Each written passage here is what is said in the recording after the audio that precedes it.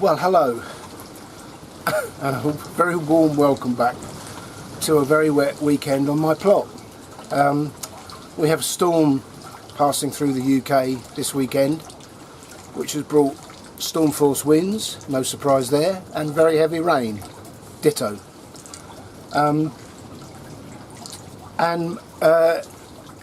Yeah, there's not a lot I can do today. I've come up again, as I always do, just to check that everything's okay. I've got the fire on. I've managed to get hold of a load of wood.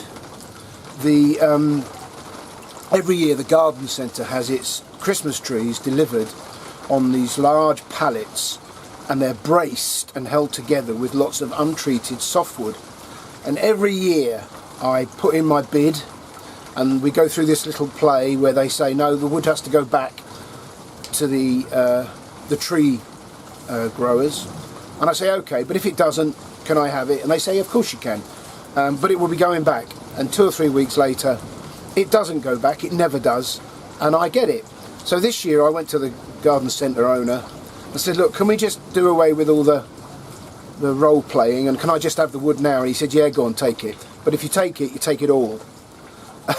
Well, I emptied my van of all my tools and I loaded it up twice, and I still haven't got it all.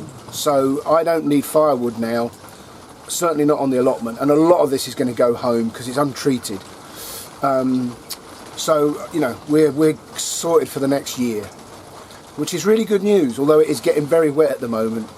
I do have some of it under this covered area to sort of cut up and put in the fire today. Anyway, you're very welcome. It'll be a very short video just to tell you that I'm still around, that things are going on pretty much as normal, but I'm not going to do any work here today. Having said that, one of my irrigation ditches that passes under the paths using downpipes from guttering, I have forgot to complete it because the weather's been so dry.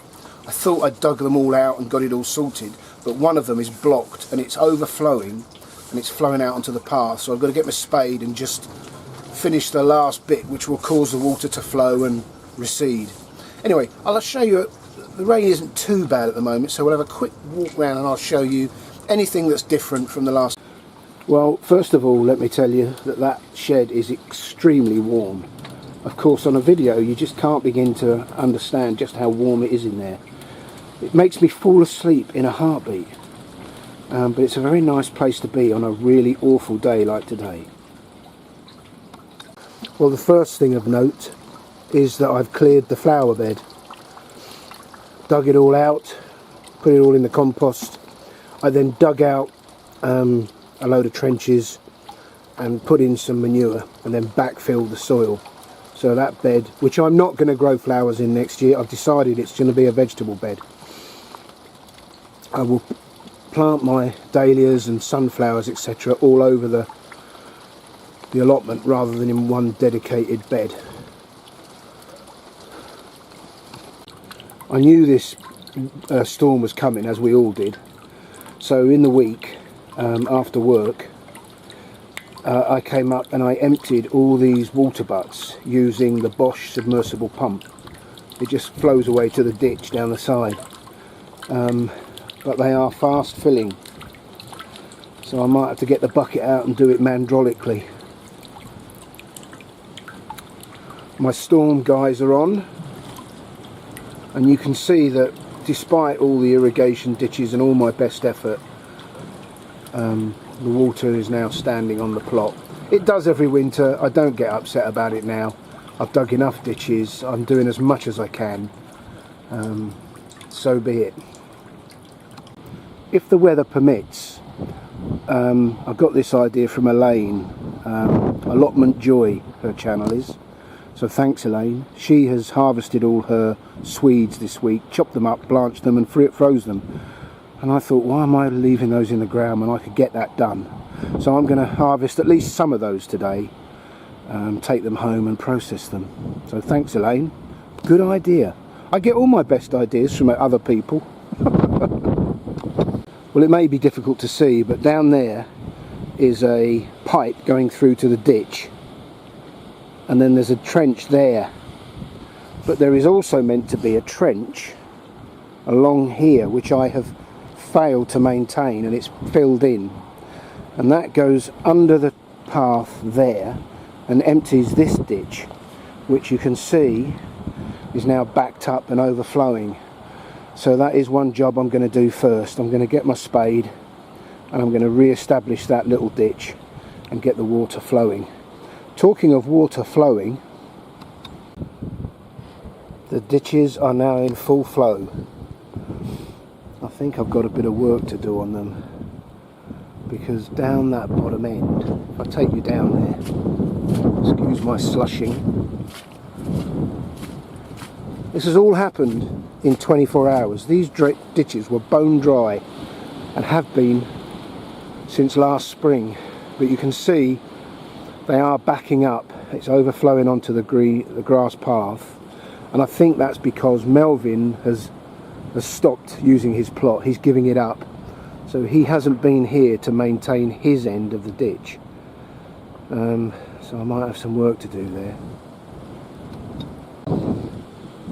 And here's what I mean about the pallets for the Christmas trees. And I haven't got them all yet, but they're nice, really useful softwood, untreated, and these are the bracing pieces,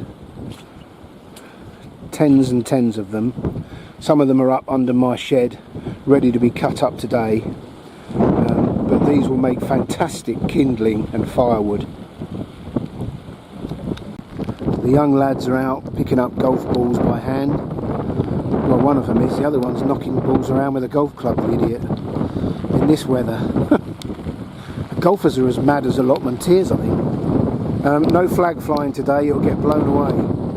It is really foul. Right, let's get my spade. Well, it only took a couple of minutes. I did make a mistake. I trod onto there and nearly went down to my shins. It's completely waterlogged. But anyway, I've now re-established a sort of a ditch. It's too wet and boggy to get sharp edges on it. But, I don't know if you can make that out, that level there has significantly dropped. It was almost over the path, and now it's a good few inches back down. So that's relieved the pressure there, and that water is flowing away through the pipe there into the ditch that goes down the side of the plot. And if I take you where that goes, it goes under this. I know you've seen this before if you're a regular viewer, and you can see that there is flowing at quite a rate all the way off, and then along the side of that bed and away, hopefully, if it isn't too blocked. Now, I admit the sensible thing would be to stay at home, but never accuse me of being sensible. I love being up here.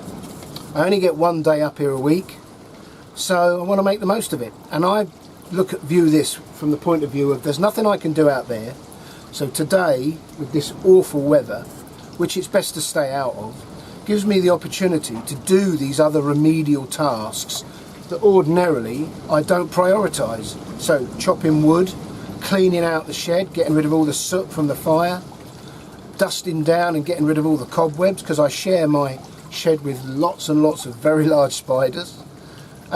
So yeah, I see this as an opportunity, and of course everybody's different. The sensible thing, as I said, is to stay at home, but sensible never gets you anywhere, does it? Right, more wood.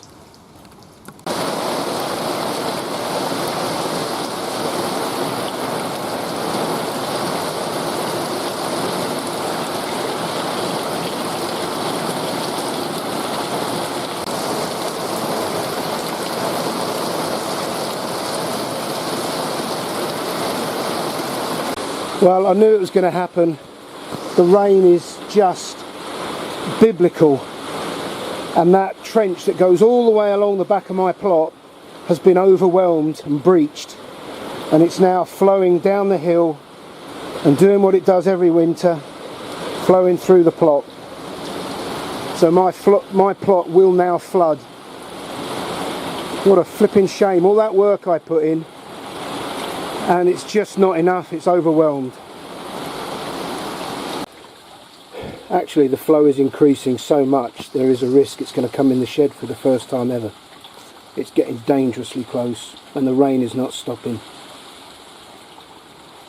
Oh, that's so frustrating. None of the other, this doesn't happen to any of the other plots because I'm at the lowest point. I thought that trench right across the back would solve it. And in fairness, this is the first time this has breached that ditch. But geez, it is really flowing now, and it's quite deep. It's now coming through the mat. It's rising by the minute. We shall see. This is probably the worst I've ever seen it. And yet I've done all that work with the ditches. I mean, if I hadn't done the work with the ditches, I'd probably be a foot underwater now. But you can see it's just overwhelming. It is now running as a river through and out onto the car park. The car park is now flooded.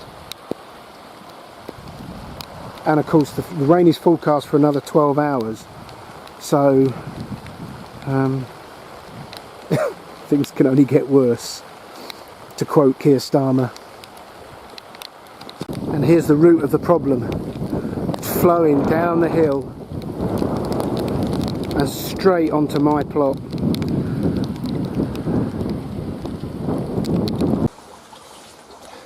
Well, the rain is unrelenting.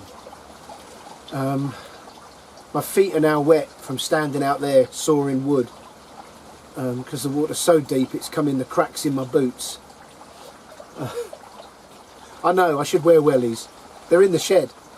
Anyway, even though my allotment plot is now a site of a natural disaster, I still think there's a place for humour. Shark Bay, Australia, is now called Safety Beach. It changed its name to attract tourists. How safe is it if a tourist, thinking it's a safe beach, goes swimming and gets eaten by a shark? Kangaroo Island was named in 1802 by Matthew Flinders after he and his crew slaughtered 31 kangaroos there and made them into soup. At birth, a kangaroo is smaller than a cherry. Because opossums have forked penises, early naturalists thought males mated with the female's nose. I know there's a joke there somewhere. I just know it's inappropriate, whatever it is. A renifleur is someone who gets sexual pleasure from smells. The human nose can distinguish between over 10,000 different smells. Rhinotilexomania is the scientific term for being unable to stop picking your nose. It is impossible to hum while holding your nose. I think that one appeared in another QI book. They're doubling up. Ludo was invented in ancient India. Jenga means to build in Swahili. Chinese checkers was invented in Germany. Samuel Taylor Coleridge, no idea who he is, but he invented the sport of rock climbing. William Webb Ellis died in France, completely unaware he had been credited with the invention of rugby. The French Vichy government banned rugby league because they considered it a communist sport. Rugby School's first official rugby kit in 1871 included a bow tie. The Nazi uniforms were designed by Hugo Boss. Wow. I have to say, I think Nazi uniforms are very smart. Well, they are, aren't they? They're very effective. When Joseph Mengele fled to Argentina, he was the chap who carried out all those hideous medical experiments on Jewish people in the concentration camps, wasn't he? When he went through customs, when he fled to Argentina, he went through customs with several suitcases full of human body parts. Iran is the only country in the world where it is legal to sell your kidneys. In Alabama, it is illegal to recommend shades of paint without a license. Quite right too. You don't want any old Tom, Dick or Harry recommending a shade of paint, do you? The Knights Templar's most important rule was to avoid kissing. Down that road is trouble. The ancient Greek city of Megara held a version of the Olympic Games which included a kissing contest. Only boys were allowed to enter. PE teachers were originally banned from the modern Olympics because they were professionals. At the 1908 Olympic Games in London, Great Britain won gold, silver and bronze in the tug of war. The Kalenjin people of Kenya make up 0.05% of the world's population, but have won almost 50% of its major distance running events since 1980. Those fellas can run. The fastest 100 metres run by an 8-year-old boy today would have won bronze in the 1896 Olympics. Wow.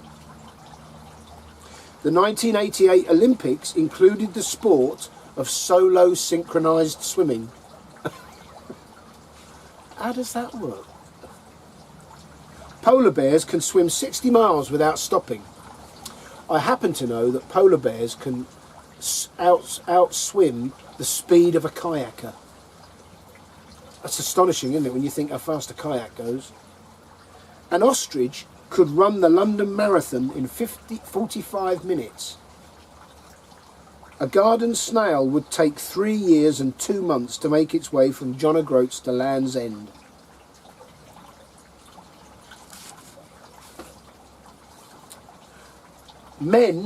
We'll finish on these. Men are more likely to die during sex if they're cheating on their wives. There's justice for you. More than 1/3 of men using dating sites are already married. And here we are, a Canadian one. More than 1/3 of married Canadians sleep in separate rooms. Why would they go, why specifically Canadians? Maybe Canadian married couples don't get on. Please comment, Ali.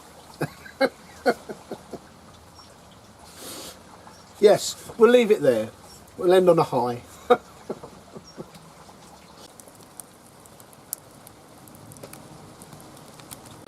Well, a quick update on earlier. I have deduced that it was that extreme bout of about half an hour of heavy rain, the sort of rain that you know what I mean, I showed you a clip of it, just so heavy, a deluge, that overwhelmed the trench. It has since, in the last 15 minutes, dried up. When I say dried up, stopped flowing through my plot, so the ditch is now coping out the back. I've been round and had a look. So that tells me that in almost every circumstance that flood defence ditch out there works. It was just overwhelmed by an extreme rain event. So not all bad news. Well, it's not the most exotic looking harvest I've ever taken home, but it's all gratefully received. Well, this is one awful day. The storm has been and gone. I suppose this is the tail end of it, I don't know. It hasn't stopped. It's been very intense at times. The wind has dropped off now, but the rain persists. And the rain is forecast to be here until well into the early hours of tomorrow morning. So the plot is not getting any relief anytime soon. There's not much more I can do with these irrigation ditches other than dig that one out the back there, you know, 3 or 4 feet deep. There's not much else I can do. When you get that intensity of rain, you know, I think I've just got to accept it. The trouble is, all that top dressing and mulching I did, most of it is now down on the track at the bottom. Anyway, I can't help that. I can only do what I do. I've made a lot of firewood, a lot of little kindling and so on, so it's been fairly useful and I've enjoyed being here. It's been lovely and warm in the shed. Thanks to all those who subscribed. I will probably be around next weekend, who knows. We've got a few more viewings on the house this week, fingers crossed. But I shall see you next weekend, I expect. I hope your gardens and allotments are dry. Chances are they're not. Anyway, I'll see you next weekend. Thanks for joining me. Look after yourselves. Take care. Bye for now.